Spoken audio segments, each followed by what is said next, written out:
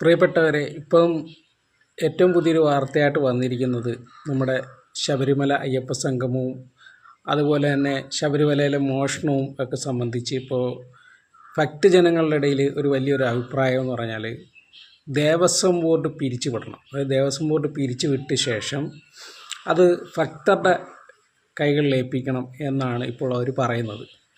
അതുപോലെ തന്നെ നമ്മുടെ എല്ലാ കാര്യത്തിലും അഭിപ്രായം പറയുന്ന ശ്രീ വെള്ളാപ്പള്ളി നടേശൻ സാറും ഇപ്പോൾ ഇങ്ങനൊരു അഭിപ്രായം പറഞ്ഞിട്ടുണ്ട്. ഇപ്പോൾ വെള്ളാപ്പള്ളി നടേശൻ പറഞ്ഞ എന്തുകൊണ്ടാണെന്ന് ഞാൻ പിന്നീട് പറയാം. അതിന് ചില കാരണങ്ങളുണ്ട്. ഇപ്പോൾ അയ്യപ്പ സംഗമത്തോടനുബന്ധിച്ച് വന്ന വിവാദങ്ങളെ തുടർന്നാണ് കൂടുതലായിട്ട്, ഇത് മുൻപ് ഉള്ള ആവശ്യമായിരുന്നു, ഇപ്പോൾ അത് കൂടുതലായിട്ട് ആൾക്കാർ ആവശ്യപ്പെട്ടു തുടങ്ങിയത്. അതിന് പ്രധാനപ്പെട്ട ഒരു കാരണം നിലവിലെ സർക്കാരിനെതിരെ പറയാൻ ഇപ്പോൾ UDF-നായാലും അതുപോലെ തന്നെ BJP-ക്കായാലും വലുതായിട്ട് വലിയ ആരോപണങ്ങളൊന്നുമില്ല. ഇപ്പോൾ പക്ഷേ ഇതൊരു വീണ് കിട്ടിയ അവസരമാണ്. ആ വീണ് കിട്ടിയ അവസരത്തെ പരമാവധി ഉപയോഗിക്കുക എന്നുള്ളതാണ് UDF-നെയും അതുപോലെ BJP-യെ സംബന്ധിച്ച് ഏറ്റവും വലിയൊരു കാര്യം. UDF-ൻ്റെ കാര്യമെന്ന് പറഞ്ഞാൽ അവർക്ക് ഈ തവണയും കൂടെ അധികാരം കിട്ടിയില്ലെങ്കിൽ പലരും മറുകണ്ഠം ചാടാൻ നിൽക്കുകയാണ്. ഏത് സമയത്തും അവർ BJP-യിലേക്ക് പോകും. BJP എല്ലാം കൽപ്പിച്ച് നിൽക്കുകയാണ്. കാരണം അവർക്ക് കേരളത്തിലെ അധികാരത്തിൽ വരണം. അതിനുവേണ്ടി അവർ രണ്ടും കൽപ്പിച്ച് നിൽക്കുകയാണ്. അപ്പോൾ ഞാൻ പറയുന്നത്, എൻ്റെ ഒരു അഭിപ്രായം പറയുകയാണ്. ഈ ഒരു അഭിപ്രായമുള്ള അനേകം ആൾക്കാരുണ്ട്. അപ്പോൾ നിങ്ങൾ തീർച്ചയായിട്ടും സർക്കാരിനോടുള്ള ഒറ്റ അഭ്യർത്ഥന എന്ന് പറഞ്ഞാൽ തീർച്ചയായിട്ടും ദേവസ്വം ബോർഡ് പിരിച്ചുവിടുക. പിരിച്ചുവിട്ട ശേഷം ഭക്തർക്ക് തന്നെ കൊടുക്കുക. കാരണമെന്ന് പറഞ്ഞാൽ ഈ ഭക്തർക്ക് കൊടുത്തു കഴിഞ്ഞാൽ പല പ്രയോജനങ്ങളുമുണ്ട്. അതുപോലെ ദേവസ്വം ബോർഡ് പിരിച്ചു വിടുമ്പോൾ ദേവസ്വം ബോർഡിൻ്റെ കീഴിൽ പ്രവർത്തിക്കുന്ന എല്ലാ സ്ഥാപനങ്ങളും പിരിച്ചുവിടണം. പിരിച്ചുവിടുക മാത്രമല്ല, അതെല്ലാം ഭക്തരെ ഏൽപ്പിക്കണം. ഇപ്പോൾ ദേവസ്വം ബോർഡിൻ്റെ കീഴിലുള്ള അധ്യാപകർക്കുൾപ്പെടെയുള്ള ശമ്പളം നൽകുന്നത് സംസ്ഥാന സർക്കാരാണ്. ദേവസ്വത്തിൻ്റെ ഫണ്ടിൽ നിന്നല്ല, സംസ്ഥാന സർക്കാരിൻ്റെ ഫണ്ടിൽ നിന്ന്. നമ്മുടെ എല്ലാവർക്കും നമ്മളെല്ലാം കൊടുക്കുന്ന നികുതിയിൽ നിന്നാണ് ഈ പറയുന്ന അധ്യാപകർക്ക് ശമ്പളം കൊടുക്കുന്നത്. അപ്പോൾ അതുൾപ്പെടെ ഇനിയും ഭക്തർ കൊടുക്കട്ടെ, അതല്ലേ നല്ലത്. ഭക്തർ കൊടുക്കട്ടെ, അത് നല്ല കാര്യം തന്നെയാണ്. അവരുടെ കയ്യിലേക്ക് അത് എത്തട്ടെ. നിലവിൽ ഈ ഭക്തരെന്ന് പറയുന്നവരിൽ മനുഷ്യരില്ല കേട്ടോ. കാരണം യുക്തിവാദികളുടെ അഭിപ്രായത്തിൽ ഭക്തരേ മനുഷ്യരല്ല. എങ്കിൽ എൻ്റെ അഭിപ്രായത്തിൽ വിശ്വാസികളായിട്ടുള്ള ആൾക്കാർ ഒത്തിരിയുണ്ട്. എന്നാൽ അവരാരും ഭ്രാന്ത് പിടിച്ചവരല്ല. പിന്നെ ഈ ഭക്തിഭ്രാന്ത് ആർക്കാണ്? അധികാരത്തോട് താല്പര്യമുള്ള ആളുകൾക്കാണ്. അവരാണിത് പിരിച്ചുവിടണമെന്ന് പറയുന്നത്. ഒരു കാര്യം ഞാൻ പറയാം. ഈ സവർണരായിട്ടുള്ള ഭൂരിപക്ഷം പേരും ജോലി ചെയ്യുന്നത് ഒരു സ്ഥാപനമാണ് ദേവസ്വം ബോർഡ്. ദേവസ്വം ബോർഡിലെ ഒരു 95% ജീവനക്കാരും ഉയർന്ന എന്ന് പറയുന്ന സവർണ എന്ന് പറയുന്ന, അതായത് പണ്ട് പറഞ്ഞിരുന്നത്, ഭരണഘടനാപരമായിട്ട് അവരങ്ങനെയല്ല, പണ്ട് പറഞ്ഞിരുന്ന ഈ സവർണരൊക്കെ തന്നെയാണ് 95% ജോലി ചെയ്യുന്നത്. ദേവസ്വം ബോർഡിൽ ഇപ്പോഴും പിന്നോക്കക്കാർ. അപ്പോൾ ഈ സവർണരെന്ന് പറയുമ്പോൾ ചില SNDP-ക്കാർക്കൊക്കെ ഒരു ഇളക്കമുണ്ട്, ഞങ്ങൾ വലിയ സവർണരാന്ന് പറഞ്ഞ ഇളക്കമുണ്ട്. എന്നാൽ നിങ്ങളല്ല, നിങ്ങളും അതിൻ്റെ അകത്ത് തുച്ഛമായ ജോലി ചെയ്യുന്നവർ മാത്രമാണ്. 95% അല്ലെങ്കിൽ 97% ഈ പറയുന്ന മുന്നോക്ക സമുദായങ്ങളാണ് അവിടെ ജോലി ചെയ്യുന്നത്. ബാക്കി ഈഴവർ ഉൾപ്പെടെയുള്ള താഴോട്ടുള്ള ആളുകൾ, അതായത് പണ്ട് പറയുന്ന രീതി താഴോട്ട്, ഭരണഘടനാപരമായിട്ട് ഇവരാരും താഴെയല്ല, എല്ലാവരും തുല്യരാണ്.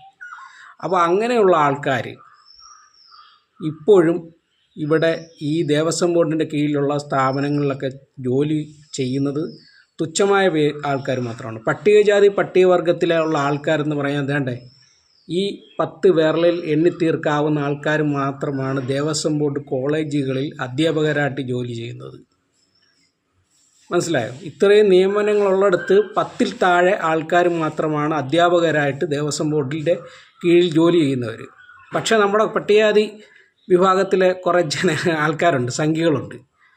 അവർ ഈ ഇടതുപക്ഷത്തോടുള്ള ഒരു വലിയ ശത്രുത കൊണ്ട് ഒരു ചെറിയ ചെറിയ അഭിപ്രായ വ്യത്യാസങ്ങളുടെ പേരിൽ രാഷ്ട്രീയം മാറിയ ഒത്തിരിയും പട്ടികജാതി പട്ടികവർഗ വിഭാഗത്തിൽപ്പെട്ട ആൾക്കാരുണ്ട്. നമ്മുടെ ജനാധിപത്യ രാജ്യത്ത് ഏത് രാഷ്ട്രീയ പാർട്ടിയിലും വിശ്വസിക്കുന്നതിന് കുഴപ്പമില്ല.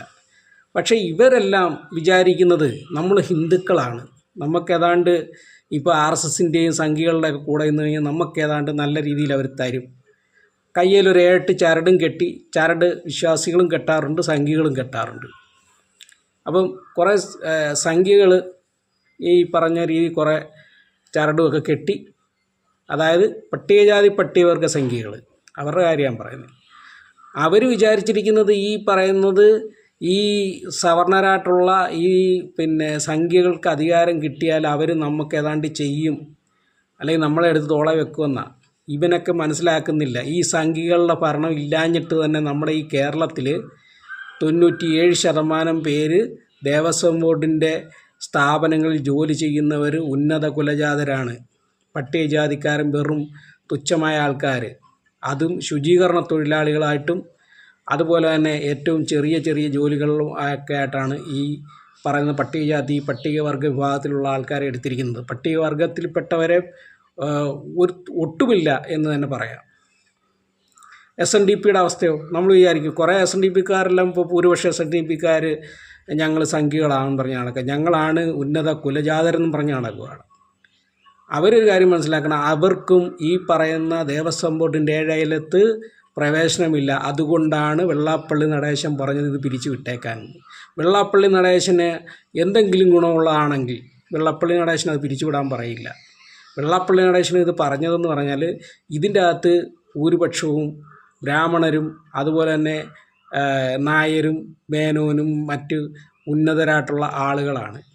സാധാരണപ്പെട്ട SNDPക്കാരനോ പട്ടികജാതിക്കാരനോ അല്ലെങ്കിൽ മറ്റ് ചെറിയ ചെറിയ ന്യൂനപക്ഷങ്ങളായിട്ടുള്ള ജാതി, ന്യൂനപക്ഷം എന്ന് പറയുമ്പോൾ പെട്ടെന്ന് ഉടനെ ക്രിസ്ത്യാനിയും മുസ്ലിമും അല്ല, നമ്മുടെ ദേവസ്വം ബോർഡിൻ്റെ ജോലി ചെയ്യാൻ ഹിന്ദുക്കൾക്കേ പറ്റുള്ളൂ. അപ്പോൾ ഹിന്ദുക്കളിൽ തന്നെ ന്യൂനപക്ഷ സമുദായങ്ങൾ ഒത്തിരി ഉണ്ട്. ഈ മുന്നോക്കക്കാരല്ലാത്ത എന്നാൽ പട്ടികജാതി പട്ടികവർഗ വിഭാഗത്തിലും ഉൾപ്പെടാത്ത വിരൽ എണ്ണം കുറഞ്ഞ ആൾക്കാർ, അതായത് ജനസംഖ്യ കുറഞ്ഞ ആൾക്കാർ, ആ ന്യൂനപക്ഷം ആളുകൾക്കും അവിടെ ജോലിയില്ല. ഈ ജോലിക്ക് ഇപ്പോൾ ഈ ദേവസ്വം ബോർഡിന് വേണ്ടി ഈ മുറവിളി, ഇപ്പോൾ ദേവസ്വം ബോർഡ് പിരിച്ചു വിടണമെന്ന് പറഞ്ഞ് ഈ മുറവിളി കൂട്ടുന്ന തിരുമേനിമാരും അതുപോലെ ക്ഷേത്രത്തിലൊക്കെ ജോലി ചെയ്യുന്ന ഉദ്യോഗസ്ഥന്മാരും ഒക്കെ ഒരു കാര്യം ചിന്തിക്കണം.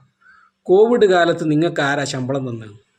നിങ്ങൾ ചിന്തിച്ചിട്ടുണ്ടോ? ഏതെങ്കിലും പ്രൈവറ്റായിട്ടുള്ള ക്ഷേത്രങ്ങളിൽ കോവിഡ് കാലത്ത് ഏതെല്ലാം ഈ പ്രൈവറ്റ് ക്ഷേത്രങ്ങളിൽ അവർക്ക് കൃത്യമായി ശമ്പളം കിട്ടിയിട്ടുണ്ടെന്ന്? ഇവർക്ക് എന്തെങ്കിലും ശമ്പളം വല്ലതും കിട്ടിയോ? ഒന്നുമില്ല. അതേ സ്ഥാനത്ത് കോവിഡ് സമയത്ത് നമ്മുടെ ദൈവങ്ങളെല്ലാം പൂട്ടിക്കെട്ടി അകത്തിരുന്ന സമയത്ത് അവിടെ ജോലി ചെയ്തുകൊണ്ടിരുന്ന ആളുകൾക്കെല്ലാം കൃത്യമായ ശമ്പളം കിട്ടിയിരുന്നു. ഇന്നൊരു കഴകം ജീവനക്കാരന് 40,000-50,000 രൂപ വരെയൊക്കെ ശമ്പളം വാങ്ങിക്കുന്നുണ്ടെന്നാണ് അറിയാൻ കഴിയുന്നത്. ഈ ഉന്നത കുലജാതിയിൽ പെട്ടതുകൊണ്ടാണ് അവന് ഈ കഴകം ജോലി കിട്ടുന്നത്. നമ്മുടെ SC/STയിലോ അല്ലെങ്കിൽ പിന്നോക്കക്കാരനോ ഒരു ഈഴവനെയോ ഒക്കെ ഇപ്പം നമുക്കറിയാം. ഈ ഇടയ്ക്ക് തന്നെ കൂടൽമാണിക്യ ക്ഷേത്രത്തിലൊക്കെ സംഭവിച്ചറിയാം. ഇവരെ ഒന്നും അവർ പ്രവേശിപ്പിക്കാൻ ഉന്നത കുലജാതിയിലുള്ളവർ അംഗീകരിക്കുന്നില്ല. അല്ലെങ്കിൽ മാനസികമായിട്ട് അവരെ പീഡിപ്പിച്ചുകൊണ്ട് അവൻ ചെയ്യേണ്ട ജോലികളൊന്നും കൊടുക്കാതെ തന്നെ അവനെ അതിലും തൊടിയിക്കത്ത് പോലുമില്ല. അപ്പോഴും നമ്മുടെ പട്ടികജാതിക്കാരെല്ലാം കൂടെ കിടന്ന് പറയാണ്, ഓ ഞങ്ങളുടെ മോദി, ഞങ്ങളുടെ അമിത്ഷാ, ഞങ്ങളുടെ രാജീവ് ജി, ഞങ്ങളുടെ സുരേന്ദ്രൻ ജി, ശോഭാജി എന്നും പറഞ്ഞ് കുറേ പട്ടികജാതിപ്പെട്ട ആൾക്കാർ ഈ കുറിയും തൊട്ടിങ്ങനെ അടക്കുകയാണ്. എന്നിട്ട് ഒരു സൈഡിൽ ഇവരെല്ലാം അയ്യങ്കാളിയുടെ ആൾക്കാരുമാണ്. അയ്യങ്കാളി പറഞ്ഞെന്തുവാ, എടാ കല്ലായ ദൈവത്തിന് കൊടുക്കുന്ന പൈസ കൊണ്ടുവന്ന് തൻ്റെ കുഞ്ഞുങ്ങൾക്ക് ഭക്ഷണം വാങ്ങിച്ചു കൊടുക്കാനാണ് പറയുന്നത്. ഈ അയ്യങ്കാളി ഒരു വിദ്യാലയം സ്ഥാപിച്ചിട്ട് അത് പലതവണ പൊളിച്ചു കളഞ്ഞവന്മാരാണ് ഈ സംഘികളെന്ന് ഇന്ന് നിലവിൽ സംഘികളായിട്ടുള്ള ഈ ഉന്നത കുലജാതിയിൽപ്പെട്ട ആൾക്കാർ. ആ അയ്യങ്കാളിയുടെ നേര് അവകാശികളാണെന്ന് ഞങ്ങളെന്നും പറഞ്ഞ് നടക്കുകയും മറ്റൊരു സ്ഥലത്ത് BJPക്ക് വേണ്ടി കൊടിയും പിടിച്ച് നടക്കുകയും ചെയ്യുന്ന ഇവന്മാരെയൊക്കെ എന്താണ് പറയേണ്ടത്? അപ്പം ഒന്നും പറയാനില്ല.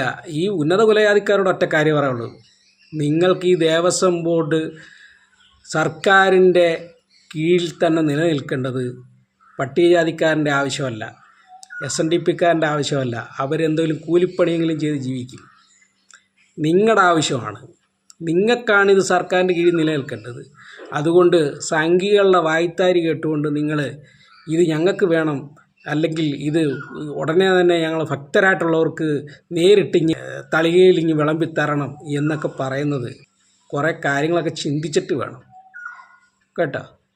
ഭാവിയിൽ നിങ്ങളുടെയൊക്കെ മക്കളൊക്കെ ജോലി ചെയ്യേണ്ടതൊക്കെ ഒട്ടുമിക്ക ആൾക്കാർ ഈ പറയുന്ന പോലെ നിങ്ങൾ ചെയ്യുന്ന ജോലികളൊക്കെ തന്നെയാണ് അവരുടെ വരും തലമുറയും പഠിപ്പിക്കുന്നത്. കാരണം നല്ല വരുമാനമാണ് ക്ഷേത്രങ്ങളിലൊക്കെ. അപ്പോൾ ഇത് തന്നെ കിട്ടുമല്ലോ, എങ്ങനെയെങ്കിലും ദേവസ്വം ബോർഡിലൊന്ന് കയറ്റി കിട്ടിയാൽ നല്ല വരുമാനമാണല്ലോ. അപ്പം നിങ്ങളുടെ തലമുറയ്ക്ക് നിങ്ങൾക്ക് ജീവിക്കാൻ വേണ്ടിയാണ് ഈ ഒരു സംഭവം നിലനിൽക്കേണ്ടത്. മറ്റുള്ള ആൾക്കാർ കൂലിപ്പണി ചെയ്താലും ജീവിക്കും. അവരാരും ഇത് ഇല്ലെന്നും പറഞ്ഞ് ആത്മഹത്യ ചെയ്യാൻ പോവുകയില്ല കേട്ടല്ലോ.